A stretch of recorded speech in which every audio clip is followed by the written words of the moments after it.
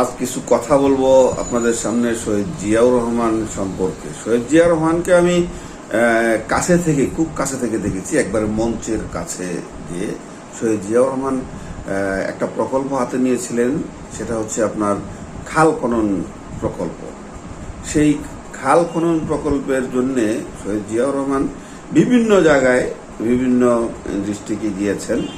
তো সেইখানে তাকে দেখেছি খুব কাছে থেকে, তার কথাগুলি শুনেছি, খুব মর্মস্পর্শী কথা, মানুষের হৃদয় এখানে ছুঁয়ে যায়। মনে হয় যেন এটা একটা সত্য মেসেজ দিতেছে, যার কারণেই জিয়াউর রহমান মানুষের অন্তরে জায়গা করে নিয়েছিলেন।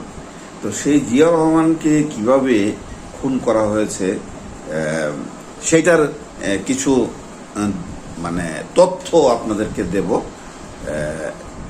এটা হচ্ছে এই মতিউর রহমান রিন্টুর আমার ফাঁসি চাই বইয়ের কয়েকটা পৃষ্ঠা থেকে নেওয়া। তো প্রথমেই শুরু করছি রাষ্ট্রপতি জিয়া হত্যা। 81 সালে 23 মে এবং 24 মে ঢাকা বিশ্ববিদ্যালয়ের টিএসসির 3 তলায় সেমিনার কক্ষে 71 ও 75-এর যোদ্ধাদের এবং সেনাবাহিনীর প্রাক্তন সদস্যদের গোপন ও জরুরি বৈঠক বসে। এই বৈঠকে কর্নেল শওকত আলী,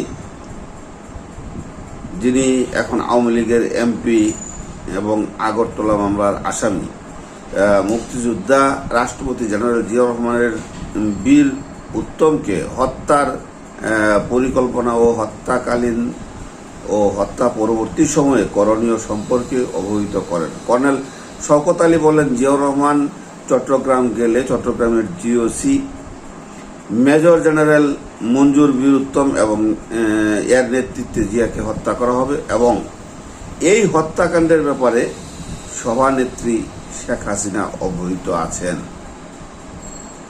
সভানেত্রী আমাদেরকে এই হত্যাকাণ্ডের সহায়তা ও ভূমিকা রাখার নির্দেশ দিয়েছেন। আওয়ামী লীগ সভানেত্রী শেখ হাসিনা মাত্র কয়েকদিন হলো দেশে এসেছেন, এর মধ্যেই তিনি এমন একটি নির্দেশ কিভাবে দিতে পারেন এ প্রশ্ন করা হলে কর্নেল শওকত আলী বলেন, শেখ হাসিনা দেশের বাইরে ভারত থেকেই এ বিষয়ে অবহিত আছেন। কর্নেল শওকত আলী জিয়া হত্যা ও হত্যা পরবর্তী সময়ে আমাদের করণীয় সম্পর্কে বলেন যে, হত্যাকাণ্ডের সময় আমাদের চট্টগ্রাম ও ঢাকা থাকতে হবে। আমাদের যারা চট্টগ্রামে থাকবে তাদের দায়িত্ব হবে জেনারেল মঞ্জুরের কাছ থেকে অস্ত্র নিয়ে ঢাকা চলে আসা এবং ঢাকা যারা থাকবে তাদের দায়িত্ব হবে চট্টগ্রাম থেকে আসা অস্ত্র নিয়ে ঢাকায় রেডিও, টেলিভিশন সহ অন্যান্য গুরুত্বপূর্ণ স্থানে নিয়ন্ত্রণ প্রতিষ্ঠা করা। আমাদের মধ্যে একজন কবে নাগাদ এই হত্যাকাণ্ড হতে পারে প্রশ্ন করায় কর্নেল শওকত বলেন, এখন থেকে যে কোনো সময় হতে পারে। একজন জিজ্ঞাসা করছিল যে কবে নাগাদ এই হত্যাকাণ্ড হইতে পারে, তখন কর্নেল শওকত বলছিলেন যে কোনো সময় হত্যাকাণ্ড হইতে পারে। তখন জিয়াউর রহমানের চট্টগ্রাম যাবেন, তখনই তাকে হত্যা করা হবে। যখনই জিয়াউর রহমান চট্টগ্রাম যাবেন তখনই তাকে হত্যা করা হবে। কর্নেল শওকত আরও বলেন, জিয়া হত্যা সংগঠন পর্যন্ত সেনাবাহিনী প্রধান জেনারেল এইচ.এম. এরশাদ অন্যান্য জিয়া হত্যা সংগঠন সেনাবাহিনী প্রধান জেনারেল এইচ.এম. এরশাদ, অন্যান্য জেনারেলগণ এবং রাষ্ট্রপতি জিয়াউর রহমানের গার্ড রেজিমেন্টের কর্নেল মাহফুজুর রহমান, অভ্যুত্থানের নেতা জেনারেল মঞ্জুরের সাথে থাকবেন। কিন্তু যে মুহূর্তে জিয়া হত্যা সংঘটিত হয়ে যাবে সেই মুহূর্তে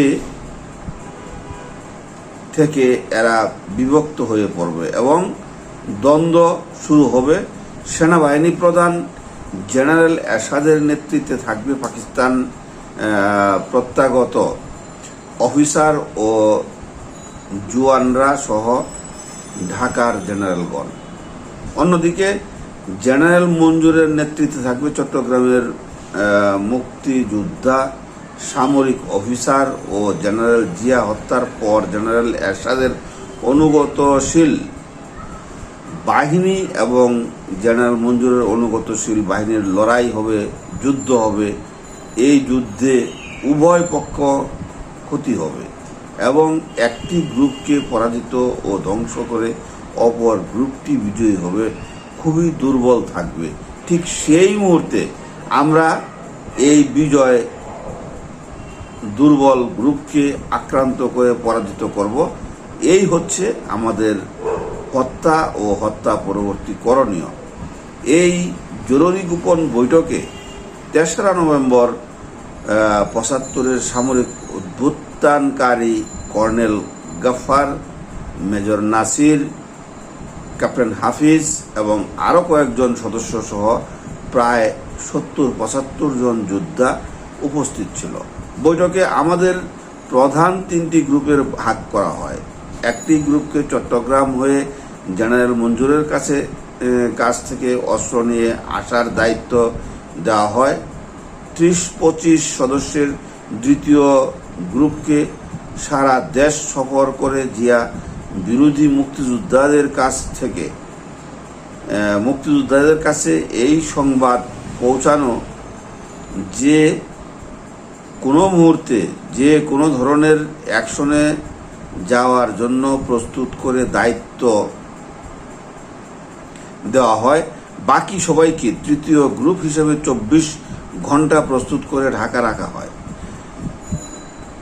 মুক্তিযোদ্ধা রাষ্ট্রপতি জিয়াউর রহমান চট্টগ্রামে পৌঁছালে জেনারেল মঞ্জুরের নেতৃত্বে চট্টগ্রাম ক্যান্টনমেন্টের কিছু সংখ্যক সেনা অফিসার অভ্যুত্থান করে ৩০শে মে প্রত্যুষে চট্টগ্রাম সার্কিট হাউসে অতি সহজে বলা যায় না বাধায় মুক্তিযোদ্ধা রাষ্ট্রপতি জিয়াউর রহমানকে হত্যা করতে পারলেও সেনাবাহিনীর সাধারণ জওয়ান ও জনগণ এই হত্যাকাণ্ড প্রত্যাখ্যান করে। জেনারেল মঞ্জুর বীরউত্তম এর অনুগতশীল অফিসার চট্টগ্রাম বেতার ও টেলিভিশন দখল করে নিয়ন্ত্রণে রাখে। এদিকে ঢাকা সেনাবাহিনী প্রধান জেনারেল এইচ.এম. এরশাদ, জেনারেল মীর শওকত, বীরউত্তম, জেনারেল রহমান সহ অফিসার ও জওয়ানরা জেনারেল মঞ্জুরের বিরুদ্ধে অবস্থান নেয়। জেনারেল মঞ্জুরকে মোকাবেলা করার জন্য কুমিল্লা ময়নামতি ক্যান্টনমেন্টের জিওসি ব্রিগেডিয়ার মাহমুদুল হাসানকে এক ব্রিগেড সৈন্য সহ চট্টগ্রামের দিকে পাঠানো হয়। ব্রিগেডিয়ার মাহমুদুল হাসান চট্টগ্রাম সড়কের শুভপুর ব্রিজে ঢাকা পারে অবস্থান নেয় এবং শুভপুর ব্রিজের চট্টগ্রাম পারে ব্রিগেডিয়ার মাহমুদুল হাসানকে মোকাবেলা করার জন্য জেনারেল মঞ্জুরের প্রতি আনুগত্যশীল ক্যাপ্টেন দোস্ত মোহাম্মদ তার সৈন্যসহ অবস্থান নেন। অন্যদিকে ঢাকার মুক্তিযোদ্ধা রাষ্ট্রপতি জিয়াউর রহমান হত্যার প্রতিবাদে এবং জেনারেল মঞ্জুরের বিরুদ্ধে জনগণকে ব্যাপক বিক্ষোভ মিছিল, মিটিং, সমাবেশ করলেও উপরাষ্ট্রপতি হিসাবে আব্দুল সত্তার জিয়া হত্যার সংবাদ শোনা মাত্রই প্রাণ ভয়ে ঢাকা সম্মিলিত সামরিক হাসপাতালে সিএমএইচে রোগীর সিরিয়াল করে দেখা হবে না বোর্ড লাগিয়ে ভর্তি হন। পরে জিয়াউর রহমানের প্রধানমন্ত্রী সহ আজিজুর রহমান এবং সহযোগী মন্ত্রী আব্দুল আলিম সিএমএস গিয়ে উপরাষ্ট্রপতি সাত্তারকে বলেন, সেনাবাহিনীর প্রধান এরশাদ বলেছেন আপনি এখন রাষ্ট্রপতি। প্রত্যুত্তরে উপরাষ্ট্রপতি সাত্তার বলেন, আগে সেনাবাহিনীর প্রধান এরশাদকে আনেন, তারপর সেনাবাহিনী প্রধান জেনারেল এরশাদের পৃষ্ঠপোষকতায় উপরাষ্ট্রপতি সাত্তার স্থায়ী রাষ্ট্রপতি হন। দৃশ্যত সেনাবাহিনীর এই ভাগে বিভক্ত হয়ে শুভপুর ব্রিজের পরস্পর পরস্পরের মুখোমুখি অবস্থান নিলেও এবং ভাইয়ে ভাইয়ের রক্তপাতে ও জীবন নাশের অবস্থার সৃষ্টি হলেও কার্যত জেনারেল মঞ্জুর চট্টগ্রাম ক্যান্টনমেন্টের প্রকৃত নিয়ন্ত্রণ হারিয়ে ফেলেন। বুঝতে পারতেছেন? ফলে আমাদেরকে অস্ত্র সরবরাহ দেওয়ার কোনো প্রশ্নই উঠে না। সেনাবাহিনীর সাধারণ সৈনিক জেনারেলরা মুক্তিযোদ্ধা রাষ্ট্রপতি জিয়াউর রহমান হত্যার সমর্থন করে না এবং জিওসি জেনারেল মঞ্জুরের প্রতি অনুগত পরোক্ষভাবে স্বীকার করে। জেনারেল মঞ্জুরের পক্ষে সুবলপুর ব্রিজে হাসানের সৈন্যদের বিরুদ্ধে যুদ্ধ করতে অস্বীকার করে। নন কমিশন অফিসার এবং সিপাহীরা ক্যাপ্টেন দোস্ত মোহাম্মদকে সরাসরি পরিষ্কার বলে দেয় জেনারেল মঞ্জুর প্রেসিডেন্ট জিয়াকে হত্যা করেছে। এখন জেনারেল মঞ্জুর নিজেই প্রেসিডেন্ট হবে। আমরা সুবেদার, হাবিলদার, সিপাহীরা যারা আছি তারা তাই থাকব। আমরা নিজেদের মধ্যে কেন নিজেদের জীবন নিজেরা নেব? আপনারা অফিসাররা যুদ্ধ করেন, আমরা যুদ্ধ করব না। তখন ক্যাপ্টেন দোস্ত মোহাম্মদ অবস্থা বেগতিক দেখে ব্রিগেডিয়ার মাহমুদ হাসানের কাছে আত্মসমর্পণের সিদ্ধান্ত নেন এবং আত্মসমর্পণ করে। জেনারেল মঞ্জুর বীরুত্তম চট্টগ্রাম বেতার ও টেলিভিশনে ভাষণ দিতে এবং সাংবাদিক, গণমাধ্যম, ব্যক্তি ও মুক্তিযোদ্ধাদের সাথে আলোচনা করতে ক্যান্টনমেন্টের বাইরে এলে চট্টগ্রাম ক্যান্টনমেন্টে তার পূর্ণ হাতছাড়া হয়ে যায়। সেনাবাহিনীর বিশেষত নন কমিশন এবং জওয়ানেরা মুক্তিযোদ্ধা রাষ্ট্রপতি জিয়াউর রহমানের প্রতি এতই আনুগত্যশীল ছিল যে সুযোগ পাওয়া মাত্রই মুহূর্তের মধ্যে তারা জেনারেল মঞ্জুর বীরুত্তম এর বিরুদ্ধে বিদ্রোহ করে। ফলে জেনারেল মঞ্জুর ও তার প্রতি আনুগত্যশীল অফিসাররা আর ক্যান্টনমেন্টে ফিরে যেতে তো পারেইনি, বরং পালিয়ে যেতেও পারেনি।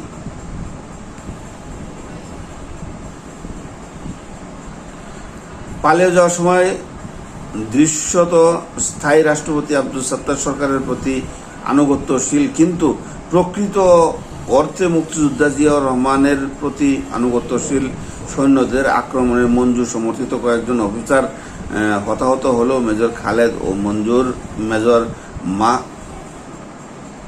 মুজাফর পালিয়ে ভারত সীমান্তের দিকে না গিয়ে ঢাকা আসতে সমর্থ হয় এবং কর্নেল শওকত আলীর শেল্টারে থাকে। অন্যদিকে জেনারেল মঞ্জুর বীরুত্তম তার আরও কয়েকজন অনুযোগী অফিসার নিয়ে সৈনিকদের হাতে গ্রেপ্তার হলে জিয়াউর রহমান হত্যার নিরাপদ দূরত্ব থেকে জড়িত তৎকালীন সেনাবাহিনীর প্রধান জেনারেল HM এরশাদ গ্রেপ্তারকৃত জেনারেল মঞ্জুরকে সঙ্গে সঙ্গে হত্যা করেন। জেনারেল এরশাদ জিয়া হত্যায় তার সংশ্লিষ্টতা যাতে প্রকাশ না হয়ে পড়ে সেই জন্য জেনারেল মঞ্জুর বীরুত্তমকে গ্রেপ্তার হওয়ার সঙ্গে সঙ্গে হত্যা করা হয়। জেনারেল মঞ্জুর আমাদেরকে অস্ত্র দিতে ব্যর্থ হলে এবং গ্রেপ্তার ও নিহত হলে আমরা সাথীরা ঢাকায় ফিরে এসে মেজর খালেদ ও মেজর মুজাফরকে রাজশাহী সীমান্ত দিয়ে ভারতে মুর্শিদাবাদ পৌঁছে দেয়। মুর্শিদাবাদ মুক্তিযোদ্ধা রাষ্ট্রপতি জিয়াউর রহমান হত্যার জড়িত গ্রেপ্তার জেনারেল মঞ্জুরের সাথী 12 জন মুক্তিযোদ্ধা সামরিক অফিসারের গোপন সামরিক আদালত কোর্ট মার্শালের বিচার শুরু হলে কর্নেল শওকতের নেতৃত্বে মুক্তিযোদ্ধা সংহতি পরিষদ, মেজর জিয়াউর রহমানের নেতৃত্বে মুক্তিযোদ্ধা সংগ্রাম পরিষদ এবং মুক্তিযোদ্ধাদের deputy commander general lieutenant colonel Kazi নুরুজ্জামানের নেতৃত্বে মুক্তিযোদ্ধা সংসদ এই তিনটি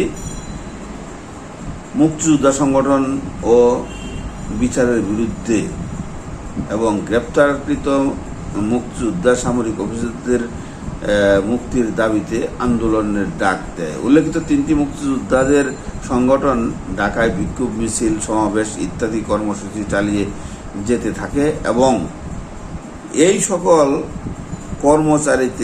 কর্মসূচিতে মুক্তিযুদ্ধের পক্ষে রাজনৈতিক দলসমূহের সমর্থন ও অংশগ্রহণের জন্য জোর প্রচেষ্টা চালাতে থাকে, কিন্তু একমাত্র আব্দুর রাজ্জাক ছাড়া অন্য কোনো রাজনৈতিক নেতাকে ওই সময় পাওয়া যায়নি। কি বুঝলেন? মুক্তিযোদ্ধা সামরিক অফিসারদের মুক্তির জন্য মুক্তিযোদ্ধাদের আন্দোলন সত্ত্বেও মুক্তিযোদ্ধা রাষ্ট্রপতি জিয়াউর রহমান হত্যার অভিযোগ সামরিক আদালতে গোপন বিচারে 12 জন মুক্তিযোদ্ধা সামরিক অফিসারের ফাঁসির মৃত্যুদণ্ড কার্যকর হলো।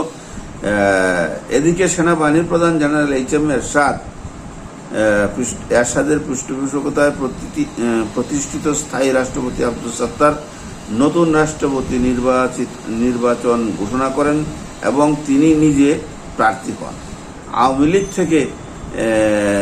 আওয়ামী লীগের পক্ষ থেকে শেখ হাসিনা অস্থায়ী রাষ্ট্রপতি বিচারপতি আব্দুস সাত্তারের বিপরীতে ডক্টর কামাল হোসেনকে রাষ্ট্রপতি প্রার্থী করে নির্বাচনে অংশগ্রহণ করেও নির্বাচনের তারিখ পিছানোর দাবি করতে থাকেন। কিন্তু সেনাবাহিনী প্রধান এরশাদ সমর্থিত বিচারপতি সাত্তার সরকার আওয়ামী লীগের নির্বাচন পিছানোর দাবি অগ্রাহ্য করে 81 সালের ওই রাষ্ট্রপতি নির্বাচনে বাংলাদেশের ইতিহাসে সবচেয়ে বেশি সংখ্যক ব্যক্তি রাষ্ট্রপতি প্রার্থী হলে সরকারি গোয়েন্দা সংস্থা NSI ন্যাশনাল সিকিউরিটি ইন্টেলিজেন্স বা জাতীয় নিরাপত্তা গোয়েন্দার কর্মকর্তা রাষ্ট্রপতি প্রার্থীর মোটা অঙ্কের ঘুষ দিতে প্রার্থিতা প্রত্যাহার করায়। অন্যদিকে আওয়ামী লীগ প্রধান শেখ হাসিনা যে কোনো একজন রাষ্ট্রপতিকে হত্যা করে তাদের নির্বাচন পিছানোর দাবি বাস্তবায়িত করার গোপন নির্দেশ দেন। কি বুঝলেন? হ্যাঁ, খুন আগের থেকেই অভ্যাস, রাজনীতিতে ঢোকার আগের থেকেই। উল্লেখ্য, একজন প্রার্থী খুন হলে নির্বাচনী আইন অনুযায়ী ওই নির্বাচন 3 মাসের জন্য স্থগিত হবে। প্রার্থী হত্যায় শেখ হাসিনার গোপন নির্দেশ বাস্তবায়িত না হওয়ায় এবং সাত্তার সরকার আওয়ামী লীগের নির্বাচন পিছানোর দাবি মেনে না নেওয়ায় নির্দিষ্ট সময়ে রাষ্ট্রপতি নির্বাচন হয় এবং সেই নির্বাচনে সেনাবাহিনী সমর্থিত বিএনপি